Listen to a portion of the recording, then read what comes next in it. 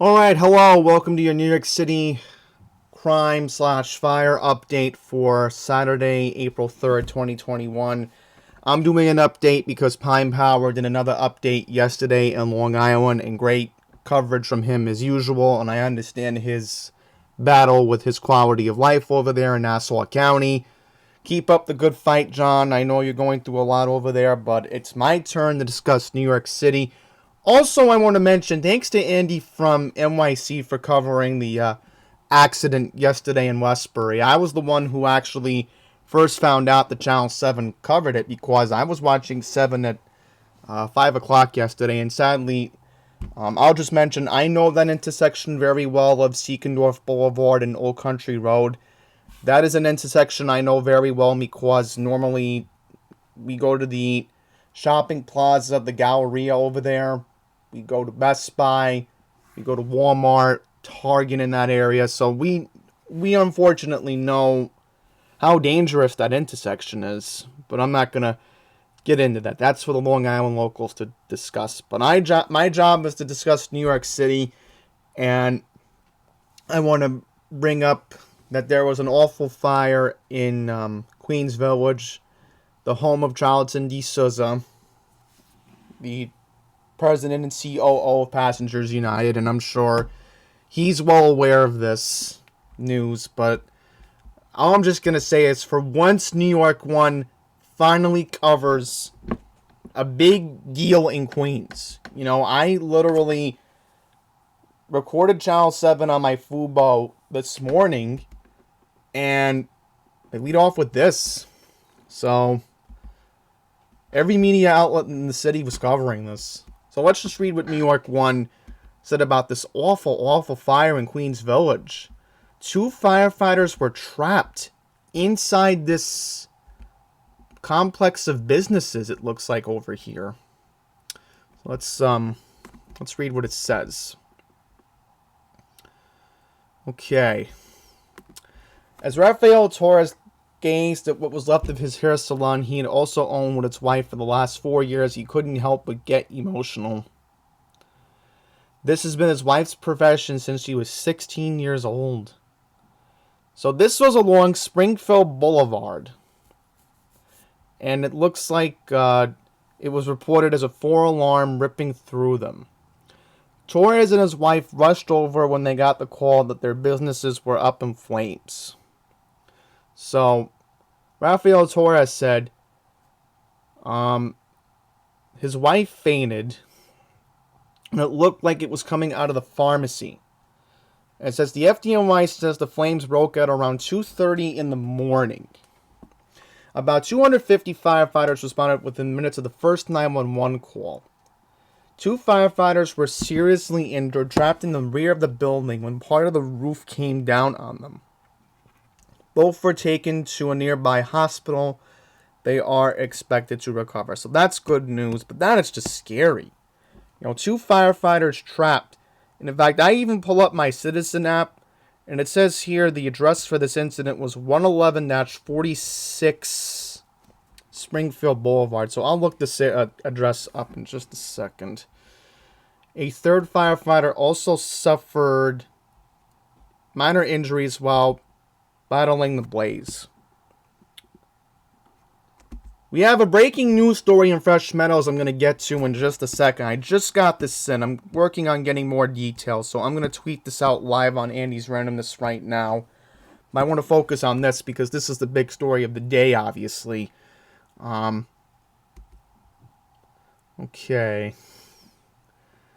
So the FDNY marshal is investigating the cause of the fire. So, I mean, just awful to think that this happened in the middle of the night. So we're just going to look up this address very quickly. And then we're going to look up this breaking news story in Fresh Meadows. I just got this in from the Citizen app. So we'll pull up the details in just a second. So according to this, and I believe I know this area very well, this appears to be near Jamaica Avenue, it looks like. Let's see. I know the Q27 runs over there. Oh, this is south of Hempstead Avenue. Okay. Yeah, so I know this area pretty well. Yeah. Right by Murdoch Avenue. I mean, this is, there's some row of businesses over here. Just awful. In fact, we can even Google Street View of, what this place looked like. So this is the hair salon that was involved in the incident. Dominican Hair Salon. Right over here. Once again, this is 111-46 Springfield Boulevard. See, right there. And then it looks like the fire may have started in the pharmacy next door.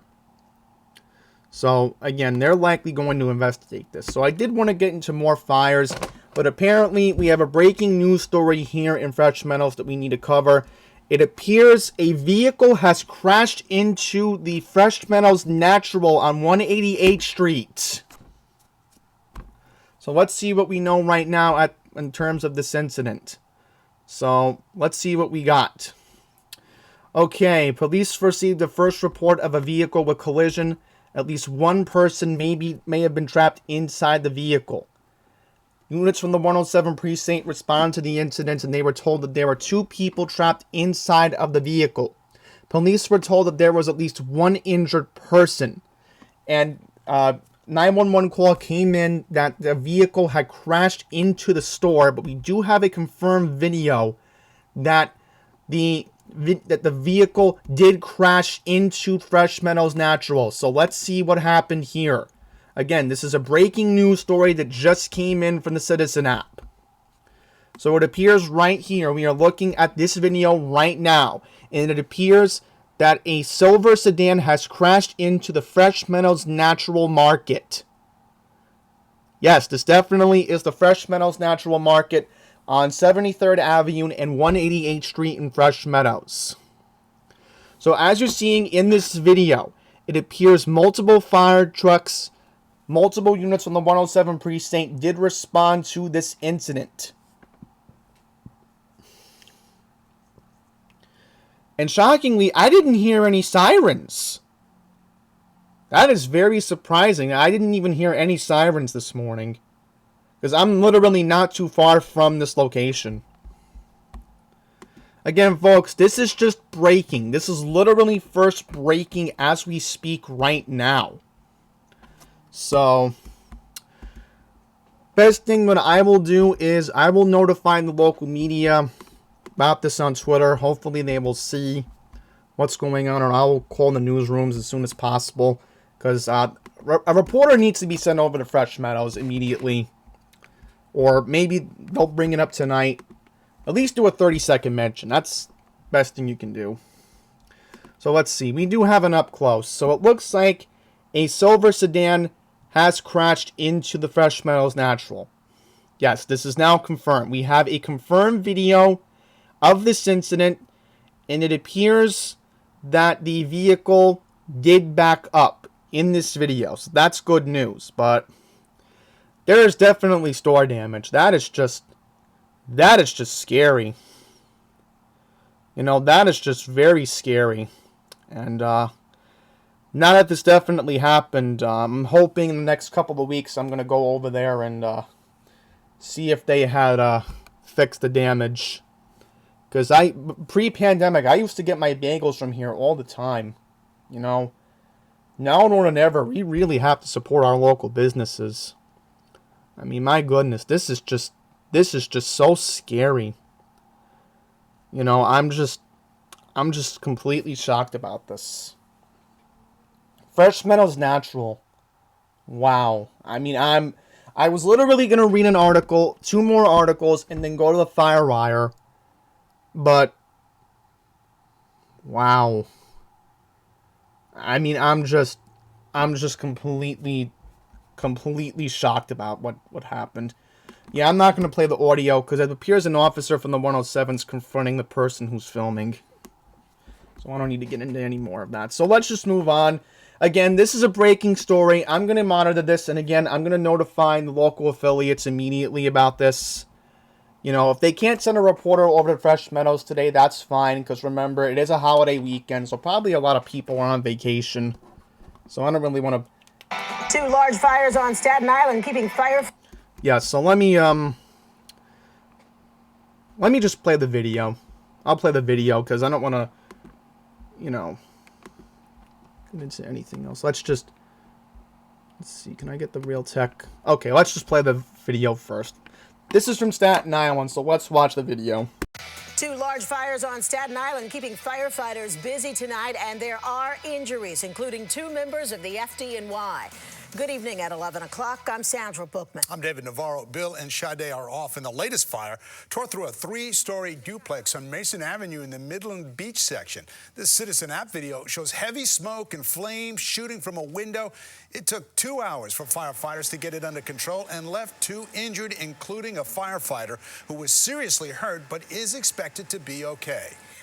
Yeah, so nothing really about the other fire in Staten Island, but here's a sad fire that happened in Manhattan a couple weeks ago. In fact, the media didn't really even cover this, but this happened 2 weeks ago, back on March 16th. Okay, so here's what it says. A 94-year-old woman was killed in a Manhattan apartment fire. 2 others, including an infant, were hospitalized. The fire broke out at 1:30 in the morning on the 3rd floor of a 6-story building on East 78th Street, about 5 blocks from Central Park. It was brought under control around 3 a.m. The fire department said. Sadly, the woman was taken to a nearby hospital and was pronounced dead. So, sadly, I hate to speculate, but she was probably taken over to Lenox Hill. A 32-year-old woman and a 3-month-old girl were hospitalized and listed in stable condition. The cause of the fire is under investigation. Okay, so let's go to the FireWire, because we have a lot to get into. I actually found out there is a real FireWire in the city of New York. In fact, what's this one?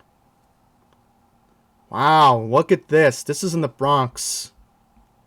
It says, 4th floor fire in an apartment complex in the Bronx. 815 Fairmont Place off Merriman Avenue. And look how big that fire is. Wow. Okay, this is the last couple of incidents that we got in Manhattan. So 2 reported incidents. First incident, 12th Avenue and West 40th Street. This is not too far from the Javits Center. Not too far from Hudson Yards either. High pressure gas main struck, so likely an apartment fire. Or likely gas leak. But here's something alarming. 875 6th Avenue off of West 31st Street in Midtown. Fire in Starbucks, 1st floor, 26-story multiple dwelling. And then look at this. 120-18 101st Avenue. Fire in the top floor of a building. So 2 fires reported today in Queens. Look at that. Yep.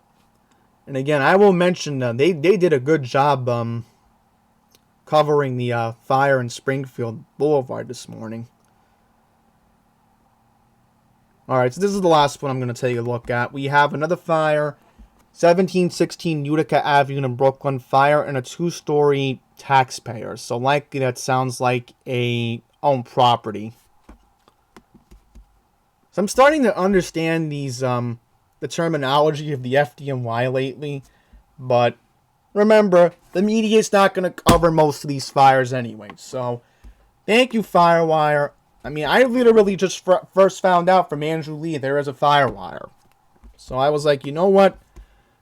There are ways to find out about fires in the city of New York. You just have to go online to find them. And also, I will mention one good other thing about New York 1. Maybe they are hit or miss, but they did talk about a homicide that happened in Harlem. And then we'll get to other stuff from AM New York, because I'm noticing a lot about AM New York. They're doing a pretty good job with covering the crime lately. And especially, again, the same people who own AM New York also own the Queens Courier, and they own the Brooklyn Paper. So, I know next time in Brooklyn I'm going to figure out how to get the paper from there. But anyhow, let's read this. Man shot to death at East Harlem basketball court. Police are investigating after a man was shot to death at a basketball court in East Harlem earlier in the week. So it says here it happened Monday night at Poor Richard's Playground on East 107th Street between 2nd and 3rd Avenue. Officers discovered the body of a 29-year-old male with a gunshot wound to his chest. The man was brought to Mount Sinai Hospital, where he was pronounced dead. No arrest had been made. So, just sad, you know. Homicide reported in Harlem, but Harlem, right? I mean, you can't really say anything else. All right, we're moving on to AM New York. A lot of stuff AM New York has been covering lately, and I'll give them credit. In fact, come to think of it, yeah, I'll notify AM New York about the Fresh Meadows incident. So just hang on here. But yeah, AM New York has been on point. You know, I will give them a lot of credit. A lot of credit these days. But another homicide in the Bronx. But before we get into that, I'll just mention, in a couple of weeks, my mom has a medical appointment in Long Island. Likely on April 22nd, if I can, I will make my way over to the natural market and give you guys an update, because I feel I have an obligation to at least give you guys some news about what happened at the natural market, of course. So let's get into our story here from the Bronx. Another homicide. Bronx man found shot dead on the stairs in an apartment building. And this happened in broad daylight, by the way. Detectives in the Bronx are seeking the suspect who gunned down a 28-year-old man on Friday afternoon inside an apartment building stairwell. The dead man was discovered inside the Claremont Consolidation Building at 1162 Washington Avenue in the Morsania section at 4:08 p.m. on April 2nd. According to law enforcement sources, a neighbor spotted the victim inside a second-floor stairwell and called 911 for help. EMS units arrived moments later and, examining the victim, determined that he had been shot in the head, prompting further response by the 42nd Precinct and NYPD PSA 7. The victim was pronounced dead at the scene. Police had withheld his identity pending family notification. No arrests were made and the investigation is ongoing. Anyone with information regarding the suspect's whereabouts can call Crime Stoppers hotline at 1-800-577-TIPS, which is 8477. In Español, 888-57-74782, which is pista. You can also submit tips online at crimestoppers.com, nypdcrimestoppers.com, or on Twitter at NYPDTips. All calls and messages are kept confidential. And I will mention there is some good news. If you don't remember, earlier this week I covered an awful anti-agent assault incident in Midtown. The good news is we have a suspect in custody. So cue the Law and Order music. Okay, so it says here, this person actually was a convicted ex-convict. So it says here, he was convicted for murder. Yikes. Let's see here. So, if you don't remember, there was a hate crime reported in front of an apartment complex on West 43rd Street by 9th Avenue earlier this week. Suspect is 38-year-old Brandon Elliott of nearby West 40th Street, faces charges of assault as a hate crime, attempted assault as a hate crime, and attempted assault for allegedly carrying out the March 29th bias-filled beating of a 65-year-old woman. So, this is just shocking to think that nobody would even get involved. So it says here, the assault was filmed by a security camera inside the building. The video shows a door staff member at the building watching and doing nothing to intervene in the attack, adding to public outrage over the incident. So far, after this incident was first reported, the worker had been suspended. So we'll play the video. We'll play the video right now, and I'll just mention as I read along here. Police sources said that Elliott was previously convicted in the Bronx in 2003 on a second-degree murder charge for stabbing a family member to death in 2002. State inmate records indicated that Elliott was paroled in November of 2019 after serving more than 16 years behind bars.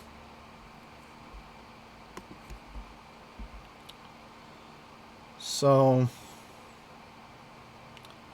good news is, Commissioner Dermot Shea did tweet out this information, and it looks like it appears the suspect was arrested 48 hours after the original incident in Midtown.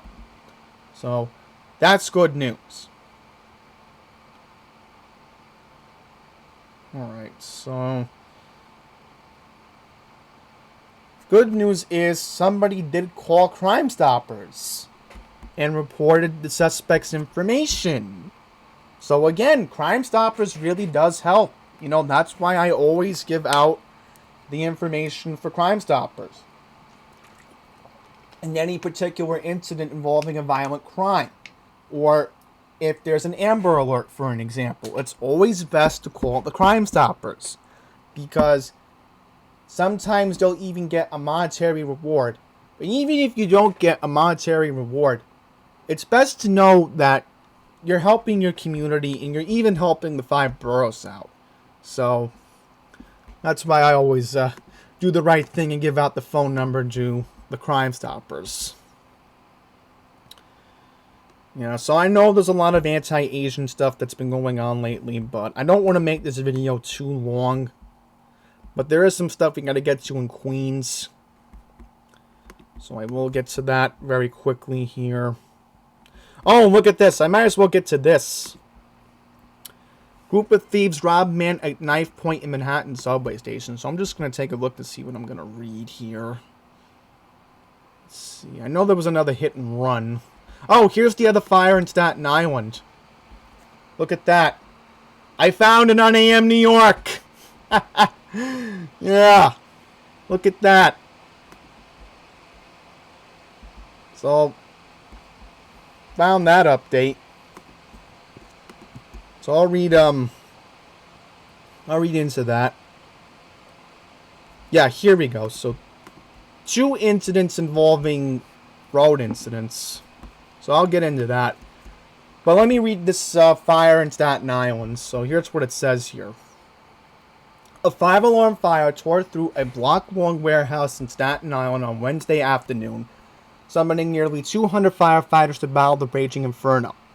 Fire department sources said the tempest ignited just after 2:30 p.m. on March 31st at 30 Davidson Street in Arlington. More than 185 firefighters risked themselves as heavy flames leaped through the roof of the warehouse, which also contained chemicals. The blaze also caused part of the roof to cave in, further implementing the responding firefighters. Plumes of thick black smoke can be seen for miles around Staten Island and neighboring New Jersey, according to Staten Island Advance. There were no immediate reports of serious injuries. Firefighters employed tower ladders and foam suppression kits to extinguish the flames. The FDNY finally classified the blaze as being under control at 7:35 p.m. Wednesday night. The cause is under investigation by FDNY marshals. Yeah, so just awful. In fact, I'll use this as my thumbnail.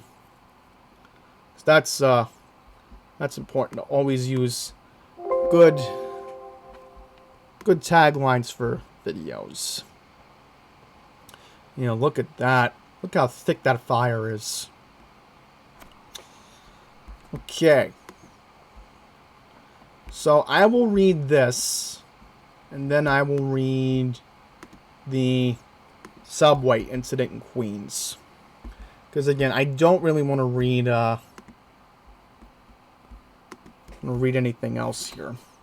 And again, I don't want to make the video too long. Group of thieves robbed man at knife point in Manhattan subway station. Wow. NYPD is looking for a group of crooks who robbed a man inside a Manhattan subway station last week. According to police, Oh, 2 weeks ago. Okay. According to police, at 3:20 p.m. on March 21st, a 31-year-old man was standing in the mezzanine area of the Broadway Lafayette Street station in Manhattan when he was approached by 4 unknown men from behind. One man proceeded to snatch the victim's Beats headphones from his head and passed them off to one of the other suspects. When the victim demanded his headphones back, the thief pulled out a knife and menaced the victim while another man was punching the victim in the head. The suspect fled on foot with the headphones, which are valued at $270. The victim refused medical attention at the scene. So we're going to take a look at the surveillance pictures of the 4 suspects that are wanted. Let's give a description. The first suspect is wearing appears a sweater with a jacket. This appears to look like light blue pants. Second suspect is wearing a green jacket with a Chicago White Sox hat. Third suspect is wearing a yellow sweaty with gray sweatpants and a black jacket. Fourth suspect was wearing a pink sweaty and it appears a black jacket. Okay. Seriously, you gotta give at least an accurate description. Oh, and by the way, all suspects being described as black. So, just giving the heads up. So again, Crime Stoppers, you know what to do. Next up, we're gonna read one-man crime spree cuffed by transit cops for Queens subway station assaults. So, I don't know if I read something about an assault that happened at Queens Plaza recently, but let's see if it brings it up. Okay, so it says here a 35-year-old by the name of Jose Martinez. And no, not the Jose Martinez, the transit reporter. This is a different one. Allegedly pushed a 17-year-old boy onto the tracks near an Astoria station on Thursday morning. Then was busted later when he was served up slashing a man at the Woodside stop. The effort by Transit District 20 and the 108 precinct officers caught the attention of Police Commissioner Dermot Shea. So, it says here the first assault occurred at 11 a.m. on April 1st at the 46th Street station on the R line. So yeah, Channel 7 did cover this. Police learned that the 17-year-old victim had been standing on the Queens-bound ARP train platform when Martinez allegedly approached and bumped the teenager in the face. Cops said the suspect then allegedly shoved the youth onto the tracks. Authorities said the victim managed to climb back onto the platform before the train arrived. Officers from the 114th Precinct and NYPD Transit Bureau responded to the scene. EMS brought the victim to Mount Sinai Hospital, Queens in stable condition. And then look at this. Later in the day, Martinez allegedly confronted and attacked a 20-year-old man at the 65th Street station on the 7. This incident happened when the victim sat along a bench at the Flushing Main Street bound platform when Martinez approached him. The suspect subsequently shoved the man against the wall and was leaning into a physical struggle. During the fight, police report Martinez allegedly displayed a knife. The victim then suffered an injury to his hands. So, it says here, the suspect ran out of the station and the victim gave chase, authorities said. During the pursuit, the victim flagged down police officers and pointed out the suspect to them. So, the good news is police did stop the suspect, and they did recover a knife in possession. He was charged with 2 counts of assault, 2 counts of reckless endangerment, and single counts of resisting arrest, criminal possession of a weapon, and menacing. So, 2 more, and then I'm going to wrap up this video, because again, I still want to keep an eye on the developing situation in Fresh Meadows, of course. Teen charged with murder of bystander in Woodside shooting. Okay. 19-year-old man has been arrested and charged with murder for the fatal shooting of a 37-year-old woman in Woodside back in March. DeJuan Williams was charged with murder and criminal possession of a weapon by Queens District Attorney Melinda Katz after he fired the shot that struck and killed Guida Valdez on Friday, March 12th at the corner of 48th Street and Broadway. Oh, I know this incident. This is when the mother was killed in Woodside. So, finally, a suspect has been apprehended. So this calls for the Law and Order music. That's a big sigh of relief because I remembered when this first happened weeks ago. Wow, almost took a month to catch a suspect. So they charged the 19-year-old. Wow. So, we know about the incident. Mother was killed. So, again, thank goodness. They caught a suspect. Okay. Now, it says here the NYPD did not confirm how the suspect was booked. However, Queens Criminal Court Judge Jeffrey Goshney told the suspect that he has to return to court this upcoming Tuesday, April 6th in Kew Gardens. If convicted, Williams faces up to 25 years to life in prison. Well, good. This person should be in prison for life for what he did to this mother, you know? She was just minding her own business. You know, she was going to the drugstore and all of a sudden, she's not with us today. Okay, so two more we're going to get into because I feel that a lot of these road incidents don't really get reported accurately. Now, you may remember a couple of days ago I covered a story in Riverdale on Mosholu Parkway and the Bronx River Parkway a couple of days ago regarding a person who was struck by a vehicle in that area. So it says here, driver fatally strikes man crossing Flatbush Avenue extension in downtown Brooklyn. Let's see where this happened.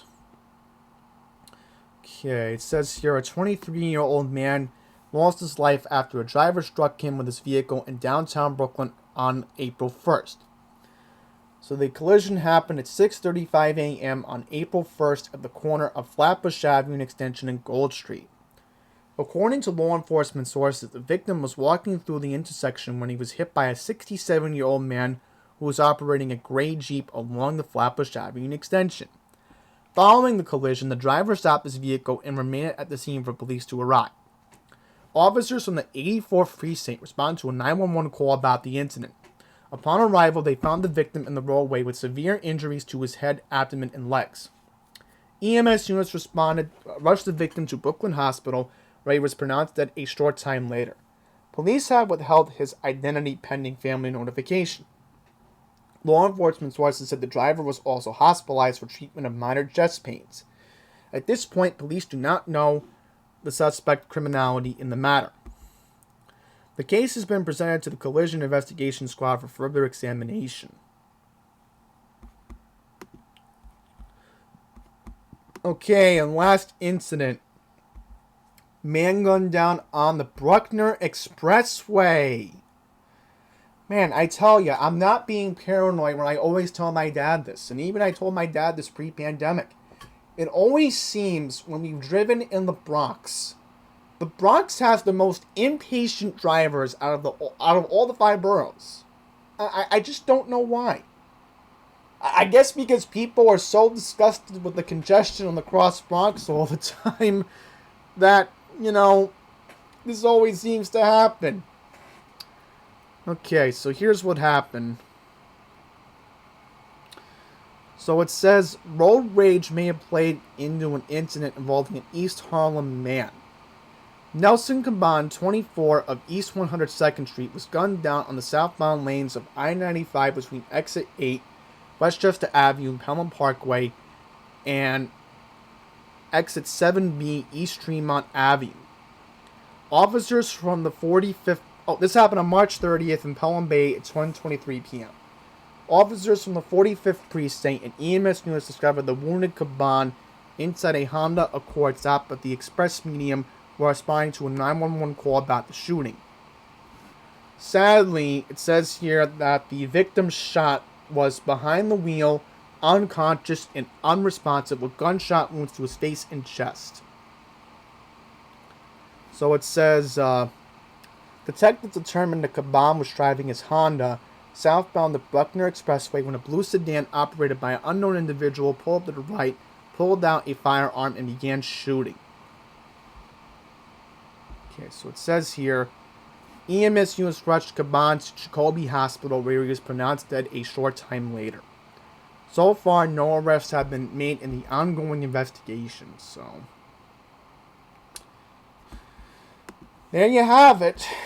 Crime, crime, crime. More of it that I can't really even cover, including this incident. I mean, how do the police don't respond to an anti-Asian attack? I'll tell you why. Because they're not being properly funded. So, that's going to be an issue in the election. That needs to be taken seriously.